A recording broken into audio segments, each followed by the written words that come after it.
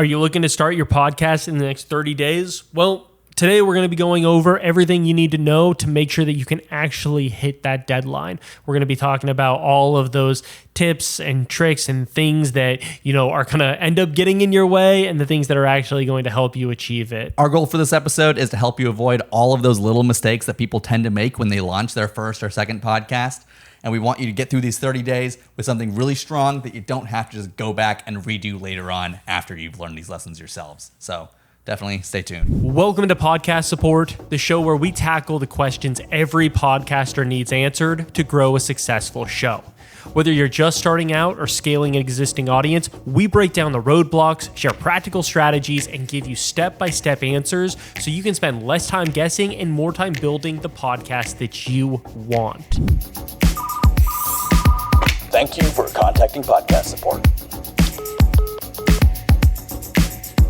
So what we're talking about today is what you have to do, what steps you have to take to launch your podcast in 30 days. And to start off this conversation, I think one of the biggest ones is that you actually need to go through and create a roadmap, because you want to be making sure that you're focusing on things, but that you're taking the time that actually is required for each step. I think oftentimes we can kind of fall into that perfection spiral, and we can focus too much on the things that aren't going to matter in the long run and not enough on the things that do matter. Yeah, launching a podcast that quickly is definitely not a haphazard activity.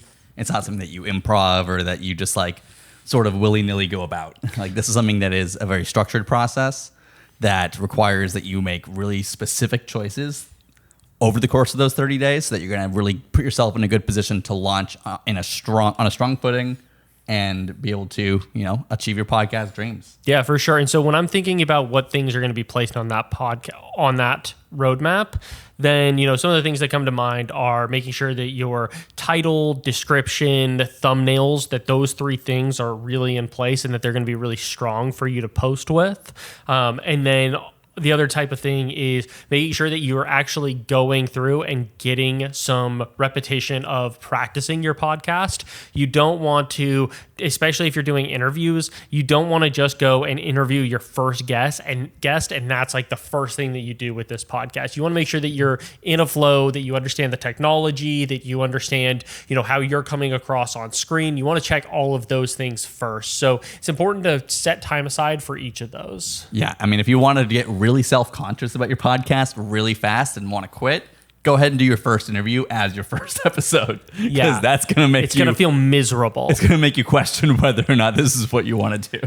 Yeah, for sure. It's always, what I always say is that the first practice goes amazing, and it's that second practice where things fall off the rails. And I think that's because people, when it's the first one, you have no expectations for how this thing is going to go. And so you're a little bit more loose with it. You have an awesome practice. And then that second one, all of a sudden you're in your head, you have an expectation for how things should go. All of a sudden it's not going that way. And you haven't had enough repetition to be able to course correct. So instead you sort of nosedive. Yep. And so by doing, 3 or 4 practices, I think is a good number. You will have that ability within yourself to course correct so that when you get to that first interview, you're ready to go. Maybe because crazy things happen. The guest isn't necessarily feeling up to it that day. You'll see interviews where I remember this one time, my mom, she's a huge Matthew McConaughey fan who absolutely loves him, loves all the business work that he does in Austin and things like that. And she's seen many different podcast interviews, and we started to watch one, and it was so clear that just that day, Matthew McConaughey was having a weird day because his performance was way different than every other one. And maybe it was with that specific podcast host. Maybe the conversation there was strange or something, but something was going on there to make it a worse podcast experience. And on that one, the person was not able to get out of that nosedive, and it ended up being sort of an awkward short conversation. And so you want to be able to make sure that you do have strategies in place, which brings me to the next one, because we have doing those practices, but then you want to make sure that you have a rubric or that you have guidelines for those conversations, and you want to have those written out, especially in the beginning. As you continue to go with it, you'll start to figure out a pattern, and you'll be able to, you'll be more comfortable going into the conversation open. But in the early stages, it's really good to have questions in line, things that you want to touch on, those types of things. And this really comes down to knowing who your audience is, so that you can make this rubric just detailed enough so that you know where to bring the conversation, so that your audience will be engaged throughout the entire conversation and you know what to tease is coming up. But you want to find that good balance between being really detailed just enough so that you know exactly where to bring the conversation, but not so detailed that you feel stuck like following that, and that if the interview goes in a different direction, you can't improvise a little bit and then like bring it back to the rubric. Yeah, I think this is super important, is that you want to make sure that you're not just going off on that you're able to go off on important and interesting tangents, and that you're not too fixated on rapid fire questions that start to feel awkward or uncomfortable. Yeah. But also you want to be able to know when a tangent's not worth going down. Yeah. Because there are some rabbit holes that will open up that are not worth following, and others that will lead you to absolute gold. Yeah. So having a rubric and knowing what your audience wants will allow you to be able to identify which ones are worth chasing after and which aren't. Yeah, this is a kind of a crazy example, but you know what? It's interesting. I remember at one point we had a podcast host that we worked with, and they were talking with the guest, and this was actually one where the guest course corrected. But what it was that the host brought up trans issues. And the guest was like, I absolutely don't want to be talking about this right now, and swerved directly out of the way. And so if you suddenly feel like you're being brought up on something that's going to get you canceled or is going to be negative for your audience, Or it's just something that you're not qualified to talk about. Any of those three, make sure that you are ready to course correct. And part of that is having, that rubric where you can reference it. Mm-hmm. It helps a lot in making sure that you could just, keep this valuable to your audience. And that rubric, how detailed that rubric should be is definitely personal preference. Some people are going to want lots and lots of questions, and they'll feel comfortable improving even with that strong rubric. And other people will want just basic bullet points of the overall arc of the conversation. So you got to figure out where in the middle is best for you. Yeah, which is made really helpful by doing those practice interviews, because you can practice with it and you can revise it and all those types of things. So that's sort of the getting that ready. What about with tech? What types of things are we needing to consider in those first 30 days tech-wise? So tech is going to be a huge part of this process for you. And at this stage, you have two paths you can go down. You have the path where you can have a really nice system that's going to look great and be super easy to work with. Or you can have a system that is going to never really please you with how it makes you look and is always going to give you technical problems because nothing ever works together. So research is definitely important. Talking with someone who really knows what they're doing, like us, who have built lots and lots of broadcast studios, definitely is a really crucial part of this process, because you don't want to end up on that path where you're never happy with how you look and you're always stressed out about it. Yeah, if you're constantly worried about how you're looking, you won't be able to focus on the conversation itself, and that is going to lead to a lot of anxiety, and it's going to lead to, stuttering or something like that. Then all of a sudden you're also thinking about that, and then you're down a spiral of self-hatred. And if you can just prevent those by making sure that you're getting the right type of stuff that's going to be having you look the way you want to look, that is really important. And nothing kills an interview like starting it off with 30 minutes of troubleshooting. Where I've worked with some clients who have really cheaped out on their studio setups. And when they sit down to do an interview with someone, it's 30 minutes of just hell to get everything going. And then they're like, all right, so let's start this serious conversation. And no one's in the mood anymore. Yeah, that hurts it a lot. So, with the technology, I think, definitely front loading that, testing it and everything, making sure that you're comfortable with it. It's really important that, even if you're not necessarily the person who's going to be operating the technology all the time, that you at least have the understanding of how it works, so that, let's say, all of a sudden your podcast tech is not able to make it that day, you don't have to just cancel this. Instead, you can actually go ahead and get it set up and get it working and stuff, especially if you're doing a home studio. Yes. And so a few things to talk about with this are that there's basically two different kinds of podcast setups. There's the home studio desk setup, and then there's the 3-camera television studio style setup. And the television studio style setup is what you see on a lot of interview podcasts like Call Her Daddy or The Mel Robbins Show or Diary of a CEO. They have multiple cameras that can film a conversation between 2 to 3, 4 people. That's definitely the more labor-intensive setup that has a lot more complexity to it. It costs a lot more money. The home studio desk setup definitely costs less money and is easier to set up and easier for you to operate as just a single individual. So what you want to be thinking about with the home studio setup is the fact that basic webcams are not good enough. You have to get a good quality webcam that is meant for social media. These are things like the Elgato Facecam or the OBSBot cameras. They make really good stuff. Insta360 makes good cameras. We'll put some examples of that down in the description down below, so you can go and check out the different types of brands that make good cameras for that. But having a strong camera, having a good quality microphone that's not just your laptop microphone or your earbuds is definitely really important, because this is first and foremost an audio medium. So we need to sound good on our podcast, and that comes down to just having a good microphone. And then also, in relation to sounding good, if it's just beyond the microphone, you also need to make sure that you have good room treatment. You don't want your room to be echoey. You don't want to be constantly hearing people walking through the hallway right outside of your door all the time, being picked up on your microphone, or your neighbor lawn mowing. You want to make sure that you put up some sound deadening material so you don't have echoes, and you want to make sure that room is sounding nice and clear. Yeah, 100%. The easiest way to tell this is by doing a clap. So all you do is stand in the middle of the room and clap. A little echoey. Yeah, it's a little echoey. And if you just pay attention to it, you'll hear if there is reverb. You'll hear the literal clap continue after the sound happens. So what you're aiming for is that you're not getting that continued sound of a clap. You want the sound dies immediately. And the best way to do that is to hang up sound treatment, hang up blankets, record in a closet. That's a classic, old school way to do it.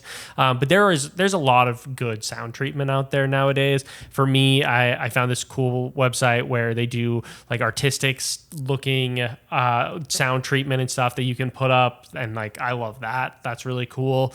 So there are a lot of good options for it. There's also simple stuff like putting down a rug. Yeah, it makes a big difference. Makes a huge difference for sure. And you want to be doing that because it's just really invaluable to have the audio itself sounding as good as possible. And, the sound treatment oftentimes makes a bigger difference than the microphone does. So if you're looking at, do I need to get one of the most expensive microphones, or should I put that money into the sound treatment? Sound treatment every single time. Yeah, and also the rate of diminishing returns after you hit $100 on microphones, the diminishing returns cut in really quick. Yep. So the difference between a $100 microphone and a $700 microphone, there are differences, but they're not drastic, and it's not going to affect whether or not you get a customer out of your podcast, whether you have a $100 or a $700 microphone. Yeah, that is not where the differentiating factor comes in. Yes. One thing that I did want to advise people on is stalk your neighbors. That was just something that came up that you briefly mentioned, but genuinely start, especially if you live in an apartment or something, start to listen to the habits that your neighbors have, because you want to know whether or not okay, every single day the dog barks at this specific time. Well, then do not schedule your interviews for that time. And it's really it's something that might feel creepy, but it's really important to know because it'll save you so much time down the road. And so in these 30 days, just be listening. Just keep one antenna up the whole time. Put a security camera in your office window so you can see out the window and track whenever your neighbor comes outside. Yeah, I'm not saying be an actual stalker. I'm saying be an auditory stalker. I think the last thing to talk about with a home studio setup is your lighting. Lighting is the number one thing that is going to make your home studio look way better than anyone else's home studio. Yeah, it's what's gonna make you feel beautiful in the space. That's actually a really good way to put it. It's gonna make you feel beautiful. Yeah. Because otherwise, you're gonna look at your footage afterwards. You're gonna be like, oh, I kind of look tired. Yeah, if you look like old and haggard afterwards, and you're like, man, I really don't feel like I see that in me every day. Well, it's because you're putting yourself in bad lighting. Mm-hmm. I'll put some links down below to some different lights you could buy that are on a budget. But you want a light that is a bigger light that allows you to shoot the light through some sort of softbox or diffusion, so that way you get a nice soft light that covers your face. The bigger your light source and the closer it is to you, the more soft and beautiful your lighting will look for your face. Yeah, absolutely. Anything else on that? I think that's it for lighting. Yeah, for home studio. I guess there's your background. Yeah, definitely. When it comes to background, what I like to go with is that you want it to be a reflection of you and what you're talking about. And you want to make sure that it's playing to your audience. So it's really important to know your audience when it comes down to how you're shaping your space, because you want to make sure, one, it's relatable to them, and that, there's maybe some identifying things. So some of the things that we utilize here is, we're trying to talk to you as a person. And so that's why we don't go with, some big 3-camera style setup where, or rent out a studio or something like that, because we want this to feel personal, like we are talking directly to you. Same with what you see in the background. It's a little bit more cluttered. It's more of a home office rather than it feeling like this really sterile environment. And that's because, we're working every day, and part of us working is working for, people like you who are interested in knowing more about how to create a successful podcast. So, we have literally up here all the things that would just be a normal desk setup. We have the whiteboard, we have all of the different SD cards, all these different things just there to make it feel like, okay, I understand who these people are. I understand that they work hard and that they know what they're talking about. And that is a very real desk setup example behind this. Yeah, for sure. And so that's one thing to keep in mind is, how do you want the audience to feel? In our other podcast, Better Together, we sit on a couch. Closer together. You're right. You don't know the name of our own other podcast? Sorry, guys. Sometimes okay, closer together. So but with that one, we're sitting on a couch. The lighting is way more warm. And so the whole thing is to be cozy. And so that's what we're trying to think about with that one. And it goes down to what we're wearing as well. We're always wearing sweaters or big clothes, things like that make it feel, okay, I'm hanging out with my friends in a super cozy vibe. And so totally different than here, where, yeah, I'm still wearing a sweater, but it's not a warm color sweater. It's instead a colder color sweater to bring energy and bring that to this. You're wearing a polo. And so those are the different types of things that change up based on what type of podcast we're looking at. Yeah, and a lot of that comes down to your branding of exactly who your target audience is and what you're trying to convey to them.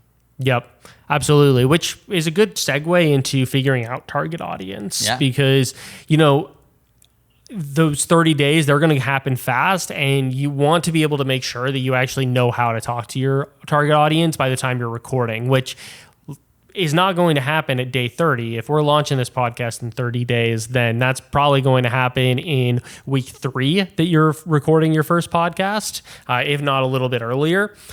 And so what we need to be focusing on here is, do you know how to talk to your audience? And, we oftentimes work with experts in their field and things like that. So, when I'm talking to you, I think that you probably are an expert in what you're talking about, who you're talking to. And so maybe you already have a head start on this. But if not, then the things that you want to be looking at is where your target audience is, how you can access them, what are the things that they're currently searching or talking about on Reddit pages, things like that, where you can go learn about them, learn about the way that they speak, learn about what they're interested in, what problems they have, what solutions you can offer, those types of things. And you want to make sure that you're able to communicate all of that really clearly within your podcast. Especially their problems and the solutions that they're looking for. Yeah. Because if you understand those two things, you really know how to grab their attention. Yeah, 100%. And so make sure that you're doing that audience research. We have other videos, so I would recommend going and checking those out for a deeper dive into target audience, because it's such a big thing that it's hard to cover all of that here. But you are going to want to be doing that research, especially early on, because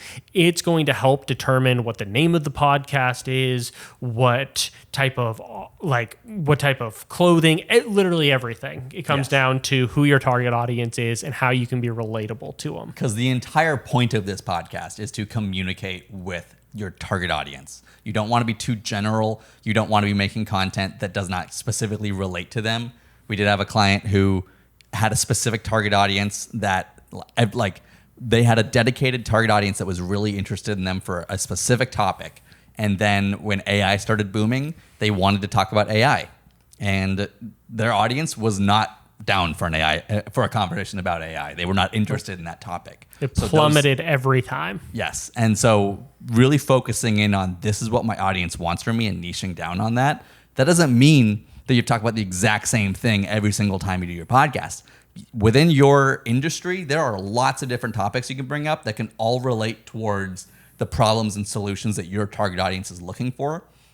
You don't just need to be a broken record, but you do need to know this is what my target audience wants from me, and this is how I can deliver it to them. Now let's talk about branding. And so this comes always after you've done your target audience research. But if you built your brand before your target audience, you've done something horribly wrong. Start over. Yeah. And, I think it happens. It happens a lot. Because I think most people do it that way. Yeah. And honestly, I think it comes from a place of passion. Mm-hmm. I think that you come up with what your podcast you want it to be, and then you go ahead and you start working on it. You come up with all of the cool, you come up with what the logo looks like, you come up with all this stuff because you're just excited and you want to keep working on it.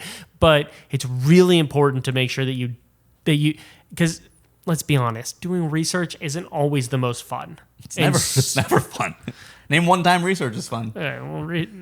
Might be different than you, but I think research is actually pretty fun. But it's not necessarily as fun as going and opening up Canva and starting to create and illustrate and things like that.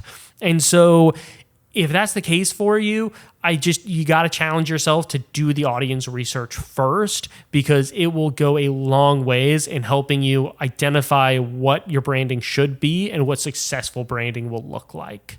So once we've done that, then what we're looking for with branding is, and I kind of touched on this at the very beginning, but what we're looking for is thumbnail.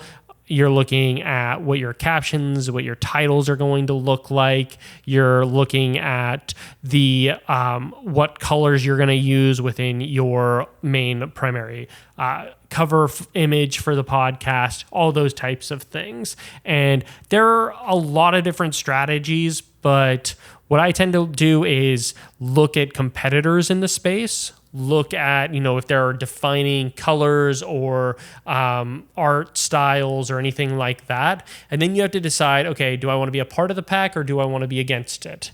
And you got to figure out what works for you. So if you're going for a real business-focused podcast, well, then a lot of the business-focused podcasts, what they do with their cover images is that it's always the podcast host face, it's the title in big letters, and honestly, and then some little squirrely tech looking things. And that's pretty much it. And honestly, most of the time, you're best served by doing that. Because there's a saying in the film industry, which is this: make it the same but different. Yeah. And people want things that are familiar. And if they see something familiar, they know what to expect from it. And they know that they should watch it. Yeah. Absolutely. So that's one where like mimicking is actually pretty in your favor and worth doing. If you're going for a podcast that's more narrative or more artistic, then you want to get a little weirder with it. And when we're talking about this, we're not saying copy someone else's branding. We're saying be inspired by other people's branding and use elements of it that will make it clear to your target audience that you are in a similar vein, but your own distinct thing. Yeah, and what's hard is that at this point there are a lot of podcasts. There are so many podcasts. And so everything's been done. And when you're talking about like a business podcast, it is hard not to end up copying something and making it all together like this original thing, because that original thing's not probably going to work as well as if you take the inspiration from what's currently working. So I just want to be clear on that it is this hard middle ground where you do want to make sure that like you're hitting the notes that you need to hit. And so I think it's super fair to say, yeah, don't copy directly. Don't just go and steal somebody else's design and make it your own, but make sure that if the point of this podcast is to get, as many people listening as possible or to make it achieve a business focused goal, then you are going to have to play by the rules set out. For other types of like branding specific things, I would say, check out some of our other videos where we go in more depth about like what thumbnails need to look like, how to make a good title, those types of things. Again, this thing would turn into a 10-hour TED Talk, and that's not necessarily what we're looking at here. We're instead trying to focus on and give you advice on what things you should be focused on and what things are you probably can spend less time on. So maybe that's an important way to wrap this up is what are some of those things that are pitfalls that people can get stuck on? One of them that I think is titles. Mm-hmm. I think a title is important, but it's not nearly as important as people think it is. And what I'd say is if your podcast is creative, then go with something interesting and understand that the title is probably not going to always be what brings people in. If you're going with a business-focused one, make it simple. Make it really clear what the value proposition is of it. And that I would say are like, then you just need to create a list of like 50 of them and go through and get input from other people, especially people who are within your target audience. And like you go onto Reddit and say, hey, I'm creating this podcast. I have these ideas. Could you just let me know which ones you like? And then continue to whittle it down. And then I think that one of the last things to make sure that you're doing at this stage for launching your podcast in 30 days is to be thinking about where you're going to market this podcast. So are you going to be starting Instagram and TikTok channels? The answer should definitely be yes, because you should be putting clips on there. And the reason you want to make sure that you're thinking about that now is that as you start recording your first few episodes, you need to make sure that you're framing it so you can actually make vertical content out of your episodes to put those clips online, and making sure that you have a workflow and that you're thinking about what those moments are going to be that you clip out of your show and put online ahead of time. You don't want that to suddenly be something you realize after you've already recorded 5 episodes to put in the bank that you go, oh, wait a second, none of this works for Instagram. Yeah, for sure. No, I think that's super important. Well, dope.